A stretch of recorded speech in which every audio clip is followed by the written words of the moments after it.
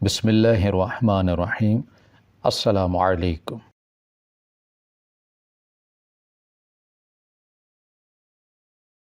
آج پہ جمعرات کی شب تھی اور حیدر حسب معمول اپنی تیاری میں لگا تھا۔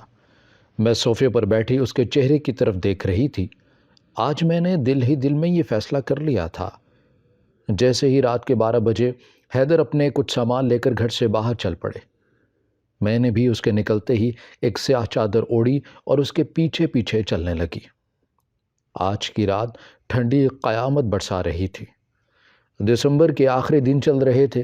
سردی تھی کہ سینے کو چیر رہی تھی اور رہی سے ہی کسر ٹھنڈی ہوا نے نکال دی تھی۔ راستہ بھی ناہموار سا تھا، لیکن مجھے کچھ بہت اہم جاننا تھا، اس لیے میں موسم اور راستے کی ستم ظریفیوں کو نظر انداز کرتی تیز قدموں سے چلنے لگی۔ لیکن جیسے ہی وہ پیچھے مڑتا، میں کسی نہ کسی چیز کی اوڑ چھپ جایا کرتی تھی۔ ہم دونوں کو چلتے چلتے تقریباً 45 منٹ گزر چکے تھے، اور پھر اچانک ایک مقام ایسا آیا کہ جہاں پر حیدر نے اپنے قدم روک لیے۔ جس جگہ وہ گیا وہ جگہ جانی پہچانی سی تھی، اور پھر وہاں سے میں نے اسے وہ کام کرتے دیکھا کہ میرے پیروں تلے سے زمین نکل گئی۔ میں نے ضبط سے اپنی مٹھیاں بھینچ لی تھیں، اور ایک آنسو بڑی خاموشی سے میرے گال سے ٹپکتا ہوا دامن بھگو گیا تھا۔ میں سوچ بھی نہیں سکتی تھی کہ میرے ساتھ ایسا بھی ہو سکتا ہے۔ میرا دل اسے دیکھ کر لرز گیا تھا۔ میرا جی چاہا کہ میں ابھی اسے جان سے مار دوں، لیکن میں خاموشی سے الٹے قدموں وہاں سے پلٹی، اور تقریباً رات کے 2 بجے میں اپنے گھر جا پہنچی۔ میں دوڑتی ہوئی اپنے کمرے میں گئی۔ میرا وجود میرے احساسات کا ساتھ نہیں دے رہا تھا، اور میری آنکھوں میں تو آنسوں کی جھڑی سے لگ گئی تھی۔ میں نے کمرے کو اندر سے کنڈی لگائی اور وہیں زمین پر بیٹھ گئی، کیونکہ اب مجھے مزید ایک بھی قدم اٹھانے کی سخت باقی نہیں بچی تھی۔ میں اپنی قسمت کو بار بار ملامت کر رہی تھی کہ آخر میرے ساتھ ہی ایسا کیوں ہوا میرے ساتھ؟ لیکن میری قسمت کے پاس بھی اس چیز کا کوئی جواب نہیں تھا۔ اس سوال کا جواب صرف حیدر ہی دے سکتا تھا، لیکن پھر میرے دل میں خیال آیا کہ آخر میں کیوں اس سے کوئی سوال اور جواب کروں؟ مجھے اسے اب کوئی سوال جواب نہیں کرنا، بلکہ اسے اس کے کیے کی سزا دینی ہے۔ بڑی خاموشی سے اسے اتنی بڑی چوٹ دینی ہے کہ وہ قیامت تک یاد رکھے گا۔ میرے آنسو تھے کہ تھمنے کا نام نہیں لے رہے تھے، اور ماضی میرے پیچھے لگے بند دروازے کو پیٹ پیٹ کر دم توڑ رہا تھا۔ میرا نام رمشا ہے۔ میں اپنے والدین کی اکلوتی بیٹی تھی، لیکن بچپن سے ہی میں خوبصورتی میں اپنی مثال آپ تھی۔ ہر کوئی میری نزاکت اور خوبصورتی کی وجہ سے مجھے بچپن سے ہی گڑیا کہہ کر پکارتا تھا۔ میرے اماں ابا شروع میں تو بے حد پیار اور محبت سے رہتے تھے۔ پورا محلہ میرے اماں ابا کی جوڑی کی تعریف کیا کرتا تھا، لیکن پھر وقت گزرتا گیا اور اماں ابا کے درمیان رنجشیں پیدا ہونے لگیں۔ ابا اکثر اماں سے کھنچے سے رہنے لگے تھے۔ میرے لیے ان دونوں کے آپسی اختلافات بالکل نئے تھے، کیونکہ میں نے کبھی اپنے ماں باپ کو آپس میں ایسے لڑتے جھگڑتے نہیں دیکھا تھا۔ میں اس وقت 10 سال کی تھی، جب ایک شام اچانک ابا کسی عورت کے ساتھ گھر میں داخل ہوئے۔ یہ دیکھتے ہی میری اماں کہ تو جیسے سر پر قیامت ٹوٹ پڑی تھی، لیکن مجھے سمجھ نہیں آئی کہ آخر یہ کیا ماجرا ہے۔ ابا نے مجھے بتایا کہ بیٹا، یہ تمہاری دوسری ماں ہے، تم نے اس کی بھی ایسی ہی عزت کرنی ہے جیسے تم اپنی پہلی اماں کی کرتی ہو۔ یہ سن کر تو میری اماں کو ایک اور جھٹکا لگا۔ ابا دوسری شادی کر آئے ہیں؟ انہوں نے پورے گھر کو سر پر اٹھا لیا۔ وہ زور زور سے رو رہی تھیں اور کہہ رہی تھیں کہ اے محلے والو، دیکھو میرا شوہر بیٹے کے لالچ میں دوسری عورت گھر لے آیا ہے۔ اس وقت مجھے ابا اور اماں کی لڑائی کی ساری حقیقت سمجھ آ گئی تھی۔ ابا بیٹے کے خواہش مند تھے، اس لیے وہ دوسری بیوی لے آئے۔ میں اس وقت بہت چھوٹی تھی، مجھے اتنی زیادہ سمجھ نہیں تھی۔ ابا نے دوسری اماں کو کچھ دن ہمارے ساتھ رکھا، پھر اسے ساتھ والے گھر میں لے گئے۔ وہ بھی ابا کا ہی گھر تھا، لیکن جتنا دن ابا اپنی دوسری بیوی کے ساتھ ہمارے گھر میں رہے، میں نے دیکھا کہ ابا ان کا بالکل ویسے ہی خیال رکھتے تھے جیسے بہت پہلے میری ماں کا خیال کیا کرتے تھے۔ لیکن میری اماں کو یہ بات بالکل بھی پسند نہیں آتی تھی۔ ان کے اندر ایک نفرت سے پنپنے لگی تھی۔ اکثر میں نے انہیں سنا تھا، وہ کہہ رہی ہوتی تھیں کہ عبدالکریم تمہیں اس غلطی کا انجام بھگتنا پڑے گا۔ تم نے میرے سر پر سوتن لا کر بٹھائی ہے نا، میں تمہیں کسی قابل نہیں چھوڑوں گی۔ ان کے دل میں نفرت کی حد اس وقت عروج کو پہنچ چکی تھی جب شادی کے 2 مہینوں بعد اب کی دوسری بیوی حاملہ ہو گئی۔ اب تو اماں کی نفرت کا کوئی ٹھکانہ نہیں رہا تھا۔ میں بھی جب دوسرے گھر جاتی تو ابا دوسری امی پر وارے چلے جاتے تھے۔ وہ کچھ منہ سے نکالتی بعد میں تھی، ابا اس سے پہلے اس کا کام پورا کر دیتے۔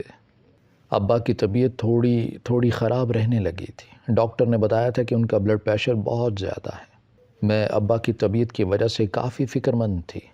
ابا ہمارے گھر بھی آتے جاتے رہتے تھے، لیکن اکثر جیسے ہی ابا گھر سے باہر جاتے اماں کہیں چلی جایا کرتی تھی اور پھر 2-3 گھنٹے بعد واپس آ جایا کرتی تھی۔ مجھے کچھ سمجھ نہیں آتی تھی کہ آخر اماں کہاں جاتی ہیں، اور اب اماں ابا کا خیال رکھنے لگی تھیں۔ ان کے لیے اچھے اچھے کھانے بناتی تھیں، اپنے ہاتھوں سے ان کے لیے کھانے کی ٹرے سجا کر لایا کرتی تھیں۔ مجھے بھی حیرت ہونے لگی کہ اماں کے رویے میں آخر اتنا بدلاؤ کیسے آ گیا۔ ابا بھی اکثر کشمکش میں مبتلا ہو جایا کرتے تھے۔ پھر نہ جانے کیا ہوا، شاید ابا کو ان پر کوئی شک ہو گیا تھا کہ آخر یہ ماجرا کیا تھا۔ اب وہ اماں کے ہاتھ کا بنا ہوا کچھ بھی نہیں کھاتے تھے، لیکن میری محبت کی وجہ وہ اس گھر کی چوکھٹ پر آنے سے نہیں رک پاتے۔ ابا کی شادی کو 1 سال ہو گیا تھا اور اب ان کی دوسری بیوی سے بیٹا پیدا ہوا تھا۔ اس کے بعد تو جیسے اماں پاگل سی ہو گئی تھیں، اسے کچھ سمجھ نہیں آتی تھی کہ کس طرح وہ اپنی بے عزتی کا بدلہ ابا سے لیں۔ میری اماں کے دل میں نفرت کی آگ مزید بڑھ گئی تھی۔ اب اماں ابا کے ہاتھ سے کچھ نہیں لے کر کھاتے تھے تو اماں مجھے ٹرے بنا کر دیتی اور کہتی کہ تم جا کر ابا کو کھانا دے کر آؤ، اور میں جب بھی ابا کے پاس کھانا لے کر جاتی وہ مجھے کبھی واپس نہیں موڑتے تھے۔ شاید یہ ان کی میرے لیے بے پناہ محبت تھی، مگر دوسری جانب اماں کی وہی مشکوک سرگرمیاں جاری و ساری تھیں۔ مجھے کچھ سمجھ نہیں آتی تھی کہ آخر اماں ہر دوسرے دن گھنٹوں کے حساب سے کہاں وقت لگا کر آتی ہیں۔ اب میں 11 سال کی ہو چکی تھی۔ انہی دنوں میں میری طبیعت بھی خراب رہنے لگی تھی، سر میں شدید درد اٹھنے لگا۔ اماں نے کافی گھریلو ٹوٹکے اور دوائیاں آزما لی، مگر کوئی فرق نہیں پڑا تھا۔ پھر ایک دن جب درد کی شدت مزید بڑھ گئی اور میں درد سے کراہنے لگی تو اماں میرے پاس آئیں اور بولیں، بیٹی چل میں تجھے ایک جگہ لے چلتی ہوں، دوائیوں سے تو تجھے آرام نہیں آ رہا، وہاں جا کر دیکھنا کہ تیری ساری تکلیف دور ہو جائے گی۔ مجھے بھی اس وقت اپنے درد سے چھٹکارا حاصل کرنا تھا، اس لیے میں خاموشی سے اپنی اماں کے ساتھ چل پڑی۔ گاؤں کے ساتھ ہی پہاڑیاں سی تھیں، اماں مجھے اس جانب لے کر جا رہی تھیں۔ عجیب سنسان سا راستہ تھا۔ میرے دل میں وہم سے اٹھنے لگے کہ آخر اماں مجھے کہاں لے کر جا رہی ہے۔ میں نہیں جانتی تھی کہ وہ وہم مجھے آنے والے کس طوفان کے بارے میں اطلاع دے رہے ہیں۔ پھر اچانک اماں ایک پہاڑی کے پاس رکیں۔ وہاں کا منظر انتہائی عجیب اور خوفناک سا تھا۔ پہاڑی کے اوپر دھوئیں کے بادل بنے ہوئے تھے، اور دھواں بھی ایسا کہ جس کی بدبو دماغ کی نسوں کو چیر رہی تھی۔ پہاڑی کے باہر ڈھیر ساری عورتیں کھڑی تھیں۔ مجھے تجسس ہوا کہ آخر یہاں ایسا کیا ہے۔ جیسے ہی میں نے اندر جھانکا تو وہاں کا منظر اور بھی زیادہ ڈراؤنا تھا۔ لمبے لمبے بالوں اور بڑی سی داڑھی والا بابا جی اپنی گود میں کوئی کتاب رکھ کر بیٹھے ہوئے تھے، جو کہ ایک سیاہ کپڑے میں لپٹی ہوئی تھی۔ انہوں نے اپنے گلے میں ڈھیروں ہار پہن رکھے تھے اور ان کی آنکھیں لال سرخ کی تھیں، جن میں سیاہ کاجل کی گہری دھار باہر تک نکلتی نظر آ رہی تھی۔ انہیں دیکھ کر ایک عجیب سی وحشت ہوئی۔ وہاں پر اور بھی کئی عورتیں تھیں، ہر کوئی اپنا مسئلہ بیان کر رہا تھا، لیکن لوگوں کی باتیں بڑی عجیب سی تھیں۔ میرا جی چاہا میں وہاں سے بھاگ جاؤں، لیکن میں اماں کی وجہ سے مجبور تھی۔ تھوڑی دیر میں انتظار ہمیں کرنا پڑا اور پھر ہمارا نمبر آ گیا۔ اب میں اس بابا جی کے سامنے بیٹھی تھی، وہ میری جانب دیکھ رہے تھے۔ اماں نے اس بابا جی کو میرے سر درد کے بارے میں بتایا تو بابا جی نے اپنی چاندی کی انگوٹھیوں سے بھرا ہاتھ میرے سر پر رکھا اور ایک پھونک مارتی۔ اللہ کی کرنی ایسی تھی کہ اس پھونک سے میرا سارا کا سارا درد ختم ہو گیا۔ مجھے یقین نہیں آ رہا تھا کہ کسی کے ہاتھ میں اللہ اتنی شفا بھی رکھ سکتا ہے۔ اب مجھے اس شخص سے الجھن نہیں ہو رہی تھی۔ دم کروانے کے بعد اماں نے چند روپے نذرانے کے طور پر ان کے ڈبے میں ڈالے اور وہاں سے اٹھ کر مڑنے لگی تو بابا جی نے کہا کہ زلیخا تیرے شوہر کا کیا بنا؟ اماں ان کی بات سنتے ہی چونکی اور ایک نظر مجھ پر ڈال کر ذرا دھیمی آواز میں بولی کہ بابا جی ابھی تک کام تو نہیں ہوا، لیکن میں آپ کی دی ہوئی پوڑی اس کھانے میں ملا کر روز دیتی ہوں، امید ہے وہ جلد راستے سے ہٹ جائے گا۔ اماں بالکل سرگوشی کی آواز میں بول رہی تھی، لیکن مجھے اماں کی ساری باتیں سمجھ آ گئی تھی۔ آخر میری ماں میرے باپ کے ساتھ کیا کرنا چاہتی تھی، میں سوچ بھی نہیں سکتی تھی کہ میری ماں انتقام کی آگ میں اس قدر اندھی ہو جائے گی کہ میرے باپ کے ساتھ اس قدر ظالمانہ سلوک کرے گی۔ ان کی باتیں سنتے ہی میرے ہاتھ پاؤں پھولنے لگے۔ آج مجھے میری ماں کے چہرے سے شدید نفرت ہونے لگی تھی اور مجھے میرا باپ بہت اچھا لگنے لگ گیا تھا، کیونکہ وہ جو کچھ بھی تھا سب کے سامنے تھا، کم از کم اس طرح چپ کر پیٹھ پیچھے وار تو نہیں کر رہا تھا۔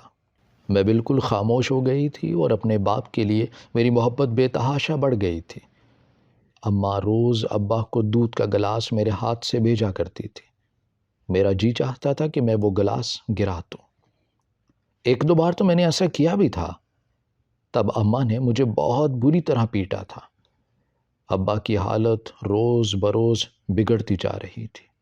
میں جانتی تھی کہ ایسا کیوں ہو رہا ہے، لیکن میں وقت کے ہاتھوں مجبور تھی۔ اور ایک روز میری خاموشی اور اماں کی ہٹ درمی کی وجہ سے ابا ہمیں چھوڑ کر اپنی آخری آرام گاہ کی جانب چلے گئے۔ اس روز اماں بے تحاشا روئی تھیں، جبکہ یہ میرا دل ہی تھا جو حقیقت جانتا تھا۔ میں جانتی تھی کہ یہ سارے میری ماں کے ڈرامے ہیں، وہ محض دنیا والوں کو دکھانا چاہتی ہے کہ وہ میرے باپ کی کتنی بڑی ہمدرد تھی۔ آج مجھے اس پیر بابے سے بے حد نفرت ہو گئی تھی اور میں نے یہ فیصلہ کر لیا تھا کہ جس دن میرا اس سے سامنا ہو میں اسے جان سے مار دوں گی۔ خیر، اگلے کئی روز یوں ہی خاموشی سے گزرنے لگے۔ اماں محلے والوں کے سامنے مظلوم اور بیچاری بن چکی تھیں، جبکہ مجھے اس کے اس روپ سے نفرت ہو گئی تھی۔ وقت کا پہیہ تیزی سے گزرتا جا رہا تھا۔ میں 14 سال کی ہو چکی تھی جب اچانک میرے ساتھ والے گاؤں کے ایک بہت بڑے گھرانے سے رشتہ آیا۔ میری اماں اور میں حیران تھے کہ ہمیں تو کوئی جانتا تک نہیں، پھر اتنے اچھے خاندان سے رشتہ کیسے آ گیا۔ انہوں نے میری اماں کو بہت سارے تحفے، تحائف اور میرے لیے بھی ڈھیروں کپڑے اور سامان تحفے کے طور پر دیا تھا۔ یہ دیکھ کر میری اماں کی آنکھیں حیرت سے پھٹ گئی تھیں کہ ابھی رشتہ طے نہیں ہوا اور یہ لوگ اتنا سب کچھ لے آئے۔ اماں کے اندر کا لالچ اس کی آنکھوں میں واضح دکھائی دے رہا تھا۔ اماں نے فوراً رشتے کے لیے ہاں کر دی تھی۔ مجھے بھی اس چیز پر کوئی اعتراض نہیں تھا، کیونکہ میں بھی اس جہنم جیسی زندگی سے نجات چاہتی تھی جس میں مجھے ہر پل ایک قاتل کے ساتھ گزارنا پڑ رہا تھا۔ جس گھر سے میرا رشتہ آیا تھا انہیں جہیز میں کچھ نہیں چاہیے تھا اور وہ سادگی سے نکاح کی رسم ادا کرنے کے خواہش مند تھے۔ میری اماں بھی ان سب باتوں پر راضی ہو گئی تھی اور میرا نکاح ہو گیا اور میں اپنے سرتاج کے گھر چلی گئی۔ لیکن اب میں نے ایک عہد کر لیا تھا کہ میں کبھی بھی اماں کے پاس واپس نہیں جاؤں گی۔ حیدر میرا بے حد خیال رکھتا تھا، میری ہر خواہش پوری کرتا تھا۔ میرے لیے وہ ایک بہترین ہم سفر ثابت ہوا۔ میں بھی اس کا بے حد خیال رکھتی۔ میں نے سوچ لیا تھا کہ اب میں ساری زندگی اس کی خدمت کر کے گزار دوں گی اور ان غلطیوں کو کبھی نہیں دہراؤں گی جو اماں نے کی تھی۔ میں اس کے محلوں جیسے گھر میں شہزادیوں کی طرح راج کر رہی تھی، لیکن اس کی ایک بات ہمیشہ میرے دل میں کھٹکتی تھی کہ وہ ہر جمعرات کی رات گھر سے نکل جاتا اور جمعے کی رات واپس آیا کرتا تھا۔ جب بھی میں اسے پوچھتی کہ آخر وہ اتنی دیر کہاں جاتا ہے تو وہ بس اتنا ہی بتاتا ہے کہ اس کی کوئی بزنس کی میٹنگ ہوتی ہے، اس لیے اسے لازمی جانا ہوتا ہے۔ مجھے اس کی یہ حرکت ذرا مشکوک سی لگتی تھی کہ آخر ایسی کون سی بزنس کی میٹنگ ہے جس کے لیے رات کو جانا پڑتا ہے۔ اور پھر میں نے آج تہیہ کر لیا کہ میں اس کے پیچھے جا کر سچائی معلوم کر کے ہی رہوں گی۔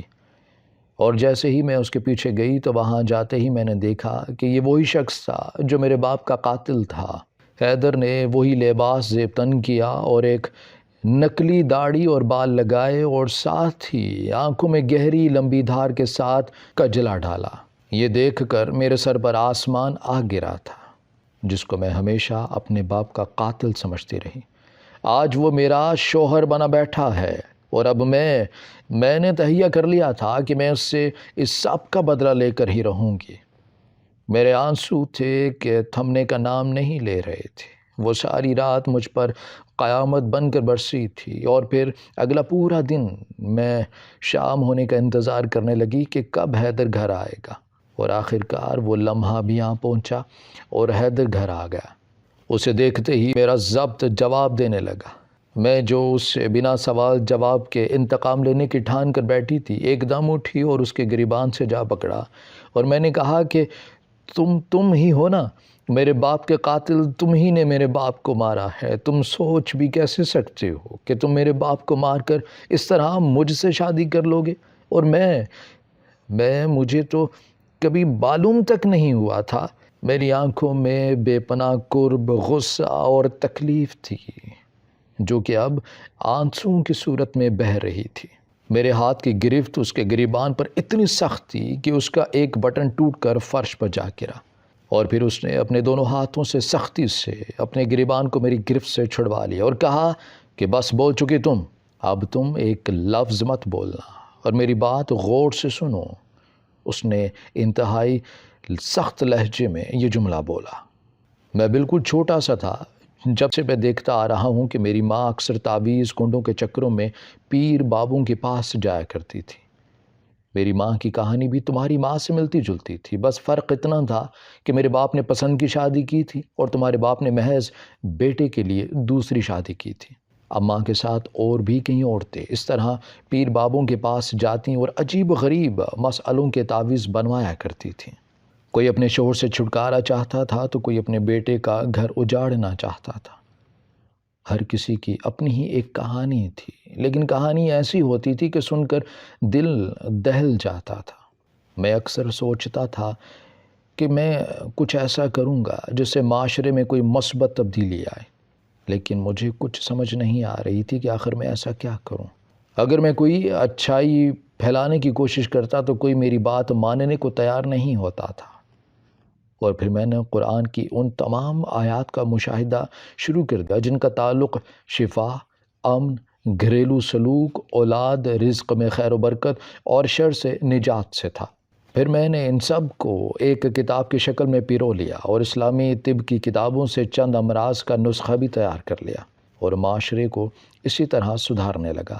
میں بھی اسی طرح پیر بابا بن کر بیٹھ گیا۔ ہر کوئی یہی سمجھتا تھا کہ میں ان کو غلط کام کرنے کے لیے تعویذ دے رہا ہوں، لیکن اس کے پیچھے حقیقت کیا تھی یہ صرف میں ہی جانتا تھا۔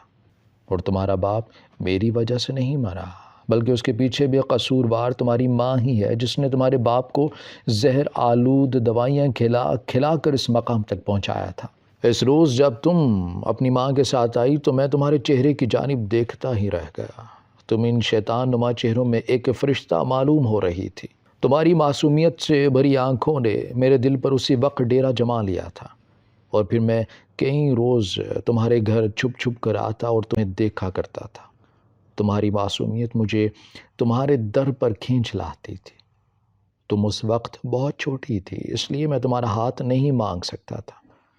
2-3 سال ایسے ہی گزر گئے اور پھر ایک رات میں نے سنا کہ تمہاری ماں تمہیں کوئی غلط کام کرنے کا کہہ رہی تھی، لیکن تم رو رہی تھی اور ماں سے لڑ رہی تھی اور بول رہی تھی کہ ماں تو مجھے چاہے مار ڈال، تب بھی میں کوئی گناہ نہیں کروں گی۔ اس وقت میں نے دل میں یہ اٹل فیصلہ کر لیا تھا کہ میں تمہیں اس عورت کے چنگل سے نکال کر رہوں گا۔ میں اس کی بات یہ سن کر حیران ہو گئی اور ایک دم مجھے یاد آیا کہ ہاں، ہاں، اماں نے ایک بار مجھے غلط کام کرنے پر بہت مجبور کیا تھا، لیکن پھر میری ضد کے آگے وہ ہار گئی تھی۔ پھر حیدر نے اپنی بات جاری رکھتے ہوئے کہا کہ میں دل کے ہاتھوں مجبور ہو گیا تھا، اور میں جانتا تھا کہ تمہاری ماں بہت لالچی ہے، اور میں ایک بڑے گھر کا چشم و چراغ ہوں، اس لیے میں نے تمہارا ہاتھ مانگا، اور پھر تمہاری ماں نے اپنے لالچ کا ثبوت دیتے ہوئے اس رشتے کے لیے ہاں کر دی۔ اس کی باتوں پر مجھے اب بھی یقین نہیں آ رہا تھا۔ پھر اس نے کہا کہ تمہیں مجھ پر یقین نہیں ہے نا؟ یہ لو، یہ وہ کتاب ہے جس پر وہ تمام تر آیات لکھی ہیں جو میں لوگوں کو پڑھنے کے لیے دیتا ہوں اور انہیں لکھ کر دیا کرتا تھا۔ میں نے وہ کتاب کھولی تو یک لخت میری آنکھوں سے آنسو نکلے جو اس کتاب کے صفوں کو بھگوتے چلے گئے۔ وہ واقعی قرآن کی آیات تھیں۔ میں آج بے حد شرمندہ تھی، کیونکہ میں جس شخص کے لیے سالوں اپنے دل میں نفرت پالتی رہی، وہ تو ڈھیروں محبتوں کے لائق تھا۔ جسے میں شیطان سمجھتی تھی، وہی تو ایک فرشتہ صفت انسان تھا۔ میں نے فوراً اس سے ہاتھ جوڑ کر معافی مانگی اور اسے انہی آیات سے بھری کتاب کی قسم دی کہ تمہیں اس کتاب کا واسطہ مجھے معاف کر دینا، کیونکہ جو گناہ میں نے تمہارے لیے اپنے دل میں رکھا، اس کے لیے شاید مجھے اللہ تب تک معاف نہیں کرے گا جب تک تم نہ کرو۔ اس نے میرے دونوں ہاتھوں کو تھام لیا اور بولا کہ تم نے جو بھی کیا انجانے میں کیا، اور انجانے میں ہونے والا گناہ کو اللہ بھی معاف کر دیتا ہے، تو میں تو پھر اس کا ادنا سا بندہ ہوں۔ اس روز اس کے لیے میرے دل میں بے تحاشا عزت بڑھ گئی تھی۔ اب ہم دونوں بے حد خوش رہتے ہیں۔ میں اس کی دل و جان سے عزت کرنے لگی ہوں، اور میرا پہلے سے زیادہ خیال بھی رکھتا ہے وہ۔ اس واقعے کے چند روز بعد ہی اماں کا انتقال ہو گیا۔ اب ہماری زندگی میں کوئی برائی نہیں رہی۔ وہ آج بھی لوگوں کی اصلاح کا کام اپنے طریقے سے کر رہا ہے، اور مجھے ایسا ہم سفر پا کر اپنے آپ پر فخر محسوس ہو رہا ہے۔ ہماری ویڈیو اگر آپ کو پسند آئی ہے تو ضرور لائک کیجیے، اپنی رائے دینا چاہیں تو کمنٹس کیجیے، اچھی لگے تو شیئر کیجیے۔ اس کے ساتھ ساتھ اگر آپ نے ہمارا چینل سبسکرائب نہیں کیا تو ضرور کیجیے، اور بیل آئیکن پر لازمی کلک کیجیے تاکہ ہماری ہر آنے والی ویڈیو آپ تک بر وقت پہنچ سکے۔